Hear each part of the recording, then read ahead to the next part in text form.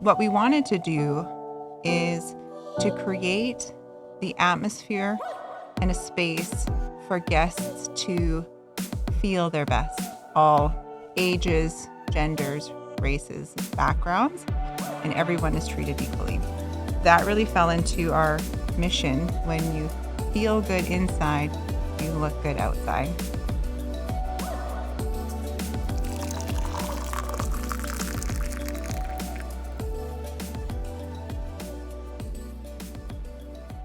Hello and welcome to another episode of the Commerce, Coffee, and Community Podcast. My name is Brandon Greenall, and today I'm joined by Shannon Wright of the Pepper Tree Hair Studio. How's it going today, Shannon? I'm excellent. How are you? I'm doing so well. Thank you for asking. Why don't you start off the show today by just telling us a little bit about your background, Shannon, where you grew up, and what made you decide to settle a business here in Prince George? So I am a Gitsan hereditary chief. I was born in Gideon Max in Hazelton, and I was raised in Houston. My mother is a hairstylist, so I grew up in the beauty industry. And I am a licensed hairstylist, esthetician, barber, and educator. And during one of those years of training, I lived in Prince George for a year, and I fell in love with it here. It's a great place to be, and it's a great place to live. Absolutely. It's truly a wonderful, tight-knit little community. And speaking of tight-knit little communities, I have a soft spot for Hazelton as well. That's where I grew up. So good to see us both here in the big city. That's right. Now, you got some hours in, and you spent a lot of time, honing your craft as a hairstylist. But what motivated you to start a business here in town? And what would you say the mission behind the Pepper Tree really is? So I think I purchased the business in 2007, but what we wanted to do is to create the atmosphere and a space for guests to feel their best, where everybody is treated equally, catering to everyone, all ages, genders, races, backgrounds, and everyone is treated equally. So that really fell into our mission. When you feel good inside, you look good outside. That's a really wonderful mission to put forward, and especially into a place like a salon where you're going there to look your best. You're getting all jazzed up, and really making it a comfortable space for everybody is such a wonderful goal for sure. Now, as part of your journey through the beauty space, you spent some time working with your mom as a teenager. What would you say has been sort of one of your favorite memories from that time period? So I used to actually walk over. Well, there's a few number of memories, but probably in my earlier years, even just as a child, I used to walk to the business after school, do my homework in the staff room, fold towels, and she would pay me. I would get paid in cheeseburgers, which I loved. I was probably 8 years old, 10 years old, something like that. Perfect currency at the time, right? Yes. And then fast forward to teenager, I started officially working for her at 14. And there's so many memories that we have, but some of my favorite ones is spending time with her, going to the hair shows. I loved going to the hair shows. We would fly down to Vancouver. We'd spend a weekend there, and we got to see all the newest and latest trends, as well as just the people watching was just it's just so phenomenal. Who's not down for a good people watching opportunity, right? Yeah. Oh, that's so lovely that you got to, create those memories with your mom and do some traveling with her. That's wonderful. Yeah, we had a lot of fun. What would you say? Now, I've been trying to get some foodie love this season for Prince George. Yes. What would you say is your favorite place to grab a bite to eat here? Well, I think we're so fortunate. There's so many good places to choose from, especially downtown Prince George. Right? I have a heart for. And I also have a heart for the Coast Hotel. Right? Okay. We go to the Shogun for dinners. Yeah. But my favorite place, though, is the House of Ancestors. Absolutely. We love there. We're regulars there. Yeah. And did you know that they actually serve Mercedes beans? No way. Oh, okay. Mercedes People Beans is from from, Hazelton. yes. You know, that's so cool. I didn't know that. I've only had like the breakfast stuff there, but not coffee for some reason. I don't know why. I've never thought about getting coffee Yeah, there. they're our go-to for everything. We love Yeah. their creations, especially Chef Tracy. She's fantastic with the bannocks and the soups. Oh, that's Yeah, awesome. so we actually go there for our annual Customer Appreciation Day. We order everything from them. Yeah, and they treat us so great. We recently moved our regular office here in town super close to the House of Ancestors, and it's been hard on the bank account to go there almost every day, but you gotta love it. Yes. It's Oh, so it's the good. best. The best. So going back to the very start of your journey as an entrepreneur, you know, you've spent some time in the beauty industry, you've got all this experience, and you're working to set up shop here in Prince George. What were some of the first steps you took in preparing your business and yourself as an entrepreneur?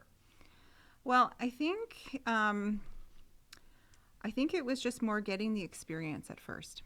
You know, after hairdressing school, I never seen myself opening up a business yet. It wasn't even a thought at that time because there's so much value in gaining that experience. So I took my hairdressing school for the year and I went back to Houston and trained with my mom for the rest of that summer. And she checked all of my work, made sure it was all up to par. And if it wasn't, I have to correct it. Yeah. Same thing with after aesthetics, after barbering, after becoming a licensed educator. I worked with her for a full year. Wow. And that, like working with her from the age of 14 all the way through to 18 through high school years, played a pivotal role in gaining that experience.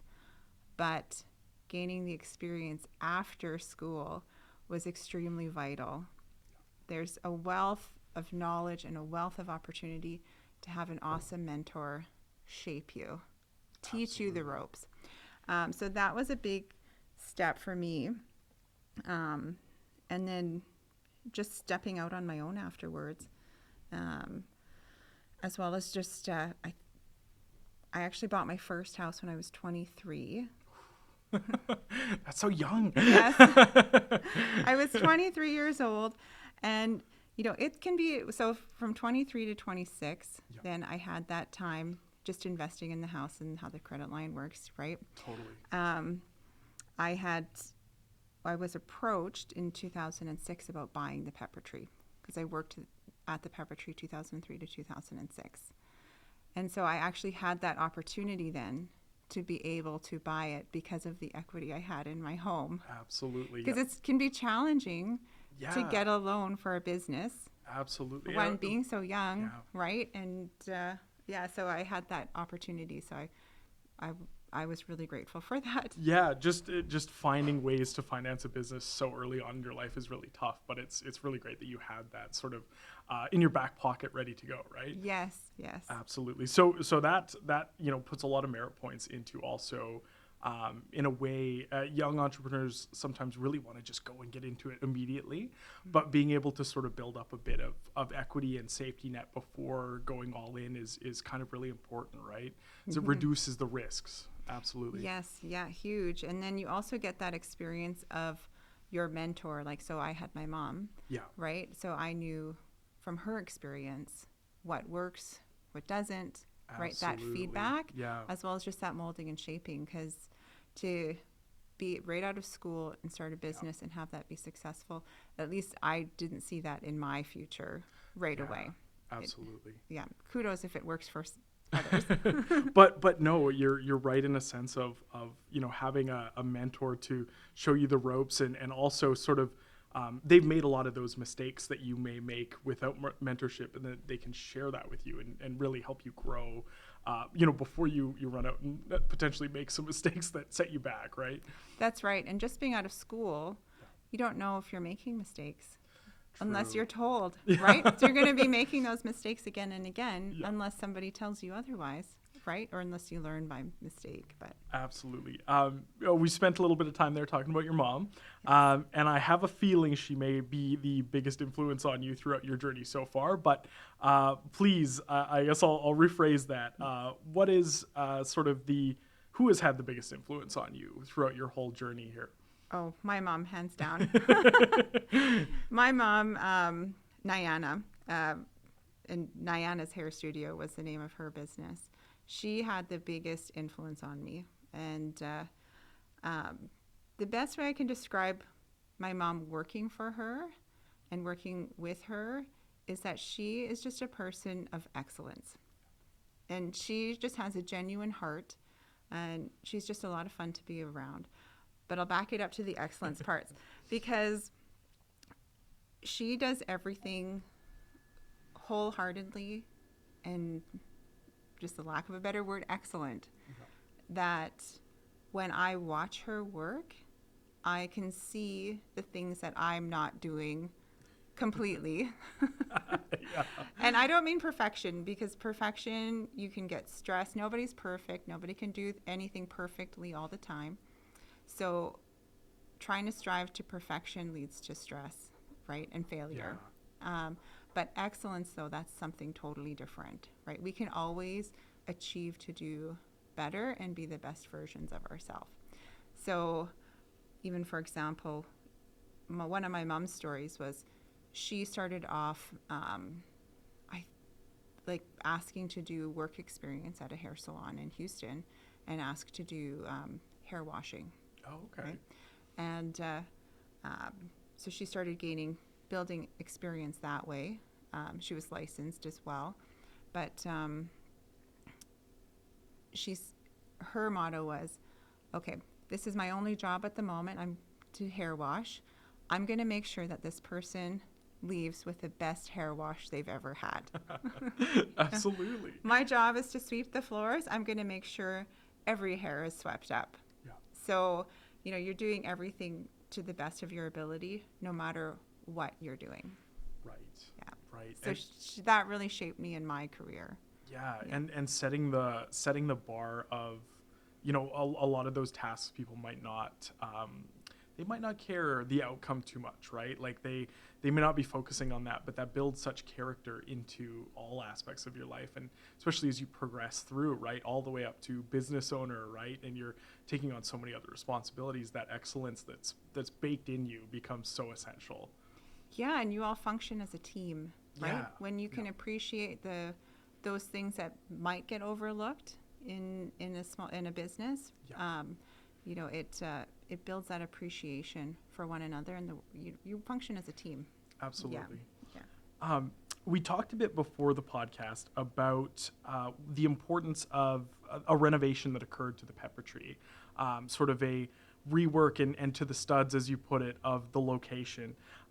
Why was this so important for you personally to undertake, especially with all the fun that comes with having to build a business back up from the studs? So it was about a couple years before we started showcasing our heritage. We have such a rich, beautiful culture, and we just wanted to share it. So it was probably about 2016, somewhere in there, we started showcasing the products, right, of various Indigenous artists, and it went very well, even more than we could have imagined it. And also from the business aspect of it, there was just a lot of wasted space, wasted steps, Right. and we just needed to have it more functional and more efficient. So we had gutted it down to the studs. My mom purchased a drafting software, and she designed and scaled it all to size. That's where that excellence comes That's through. where the excellence, yes. And back then, we were working 6 days a week. We were working Monday to Saturday, 9 till 5. And of course, you're there earlier and staying longer. And so she was doing this before and after work. So talk about another full-time job on top of a full-time job. Yeah. So she had designed it and redid our logo as well. So we really wanted to showcase who we are as First Nations people, showcase our Gitxsan heritage, as well as just who we are as entrepreneurs and as well as women in business. So, and I think that we had achieved that, but we also wanted to create a safe space for people to come and learn our culture, Right. Yeah. right? There, because this was all before Truth and Reconciliation was known as Truth and Reconciliation Day, right? So there's lots of stigmas and things like that still around, and they still are to this day. But at least now that's a conversation, right? But back then, it wasn't really. So we just wanted to people get to know us, right? Yeah. Well, that's wonderful to incorporate into your business and really create that safe space. Now, every business has ups and they have downs. Why don't we start off with the most satisfying moment of your journey as an entrepreneur so far? Oh gosh, I've had so many. Right, we just celebrated our 16th year in business. Wow. In February. And prior to that, of course, I was a stylist for years. And working alongside my mom, I still have clients now that have followed me or from my hair washing days in Houston. Wow. And so I've seen my mom's clients, their children, now coming to the Pepper Tree. Wow. And I'm super proud of that, and super of just achieving that level of trust, customer experience, as well as I'm super grateful for the awards that we've won. Even being nominated for was just a huge achievement, and then winning those awards have been to the next level. And also the orange shirts for us.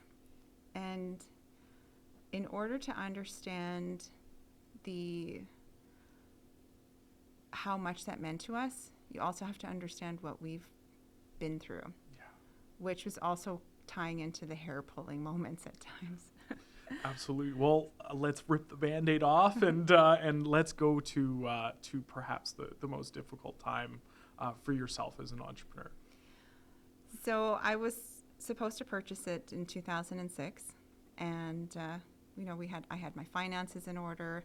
I'd already worked there for 3 years. Everything was all set to go. I had met with the owners. I had the check ready on hand, and there was a new general manager at the hotel at the time. And before I get started with that, I'm also going to say we have a great relationship with the hotel, right? So it's not the same manager, and it's not like that for us. We've got a great relationship. So, but on that note, I'll take us back to 2006. So that general manager comes into our business meeting, and we're ready to sign the papers. The hotel's job was only just to sign the lease over to me, put it in my name, which it should have been done with ease. And he comes over and he says, there are so many people that want to have a business here within the hotel. I don't know why you think we would allow you of all people. I don't even think you can afford it. We're not signing it over. And he turns around and he walks out. And we're all left, did we hear this right? You're just all left stunned, not knowing what to do. So we couldn't move forward with the purchase agreement because the lease wouldn't be signed over. So my funds were tied up, and so I had approached him and I had asked him, what is it that you're needing from me? I had offered him different suggestions, right? Do you need references? Do you need a credit check? What is it that you're needing? And he said, I don't know why you think you can just approach me. He asked me to get a lawyer to speak to him. Wow. So I had to find a lawyer, and all of a sudden I'm thrust into this legal world that I don't know anything about. No, and you shouldn't have to be facing this to begin with. Yes. So I had to find a lawyer, And they reached out to him, I think month after month, sending him a letter, and he never responded. Nothing. And so fast forward to 2007, the president of the hotel had flown up and had met with the general manager as well as the two owners. And I know there was other chaos happening within the hotel. I mean, of course, someone like that, they create chaos everywhere, right? Yeah. And so they told him, if you don't have reason to not sign this over, we're going to sue you. They accused him of racism. He said the only thing different with Shannon is that she's First Nations. If you don't sign this over without just cause, we will sue you. And so I don't know if it was like by the end of the day or by the end of the week, but by February 1st, the lease was officially signed over. And so my parents had come down from Houston, and they helped me get the business into the shape that I wanted it. So we were there after hours. And my dad, who is a residential school survivor, as well as faced many more much racism and discrimination in his life, he's standing within the business and he's crying. And he says, I can't believe my girl owns a business here. And I had only ever seen him cry once at that time, was when his brother passed away, which was to do with residential school, but that's a different story. And so I was thinking he was just emotional and proud, and of course he was that too. But then he goes on to say, when I was 16, and my dad is 66, turning 67 this year. He says, when I was 16, I was here for high school. It's after residential school, he was sent here.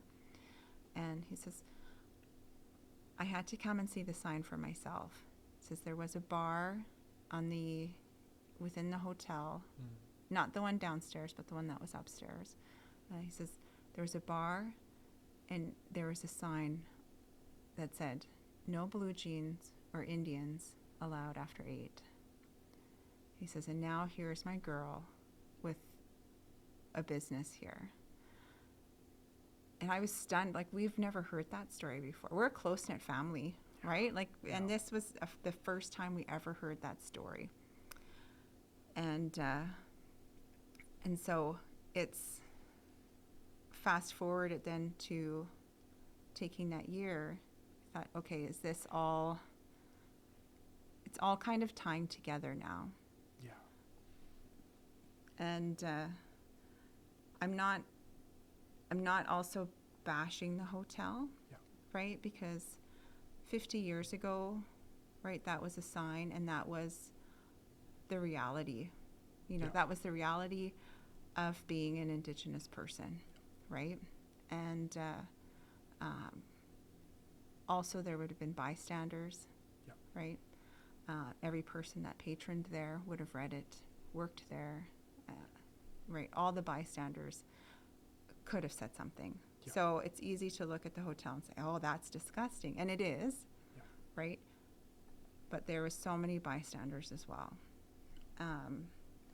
So fast forward to when we decided to do the orange shirts, when the 215 children were discovered in the Kamloops residential school, which we knew existed, right? We knew the stories, and we knew that existed.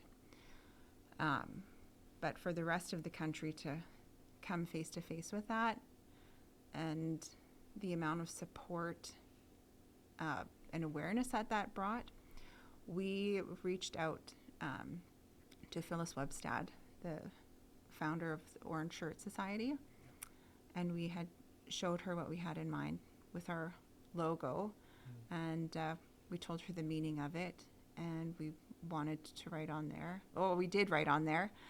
Uh, every child matters, and compassion, heart, empathy, heart, love equals change. Because for us as a family, we've always said and known that it's more than just head knowledge, it's also heart knowledge, right? And when those two collide, that's when change will happen. And so we had, she said it was well thought out, gave us her blessing, and we had donated proceeds to the Orange Shirt Society. And the amount of support that we received was just phenomenal and huge. Like the Prince George community was just amazing. And then it reached even further beyond that. It was reached more different provinces and then nationally. And it was just huge. So for my dad to see, and I'll also say we've also donated the proceeds to St. Vincent de Paul now too. Yeah, that's right? wonderful. Yeah. But the amount of healing that brought to my dad and our family, a place that had such a horrible sign up, fast forward years later, all of a sudden, orange shirts blasting out of there, right? We have an orange shirt decal on there now. And that was just, it just brings tears to my eyes when I think of the level of support that we received and still receive from individuals, businesses, corporations, schools. It just pierces our hearts. Like it's just so heart touching. It's really incredible what you've been able to do with your space in, even thinking about the experiences that, your father went through, and then also thinking about the experience that started your entrepreneurial journey, and then taking that and turning it into such a wonderful positive, the Pepper Tree being, this beacon of cultural openness, and through your efforts with the Orange Shirts, being able to support even so much further to that truth and reconciliation is just wonderful. And it's something I really commend you and your family on, because not everyone would be able to have the strength to take such a terrible experience and turn it into something quite beautiful. Thank you. I will also add that general manager that did that to me, he had apologized and he was fired, as well as the president of the hotel had flown up that Christmas, and he had apologized to the whole hotel for the chaos and disruption that was caused. Yeah. So they made it right. Yeah. Yeah. That's great. They made that I'm right. I'm glad you could sort of have a better relationship outcome after that, especially. Now, we talked about sort of the start of your entrepreneurial journey not working out quite the way that I'm sure you'd hoped it had. But what is one piece of advice that you feel sort of generally applies to people and that you wish you would have had sort of at the very start? Well, I'm really fortunate. I haven't done everything perfectly by no means, but I have had a great mentor. Yeah. And I would tell every person, every entrepreneur, to have a mentor who's been there, who's done that, and who has your best interests at heart. I'm so grateful, again, to have that experience with my mom, right? And the piece of advice that she gave me, it was also mandated too in her business. Yeah. Is that every person gets treated equally. Every person gets treated with dignity and respect, no matter their background, age, race, gender. Every person gets treated equally. That's so wonderful. We're gonna go on to the advice portion of the show here, where you help sort of our young entrepreneurs and people with businesses enhance their business or help them kind of get a little bit of a background to start their business. So my first question for you is, how can entrepreneurs work to incorporate truth and reconciliation into their business practices? I think knowing the land that you're on is the biggest one that a business can do. One of them anyway. Know the territory you're on, know how to pronounce the name, and know the history of the people that are from there, whose land that we're on. So, we're on Clayton Tenay territory. And, it's important to know the history of Clayton Tenay. It's important to know why they are divided on the two sides of the river. It's important to know why is there no village anymore where the burial grounds are. Know those pieces of history, because once you know those truths, then true reconciliation can start to take place. Back in 2018, my mom had come to me before we had opened, and she says, I've been thinking about this for a while, and we are super grateful to do business on Clayton Tenay territory. She says, we need to recognize them. We need to have it stand apart within our business. And I said, yeah, absolutely. And I said, what are you thinking? Because she says, we need to give them a 10% discount, as to thank you for allowing us to do business on their beautiful territory.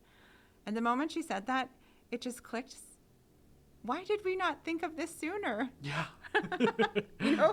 It just was so right with that. But I think land acknowledgement for sure, knowing the history and seeing how the reconciliation piece can fit within your business.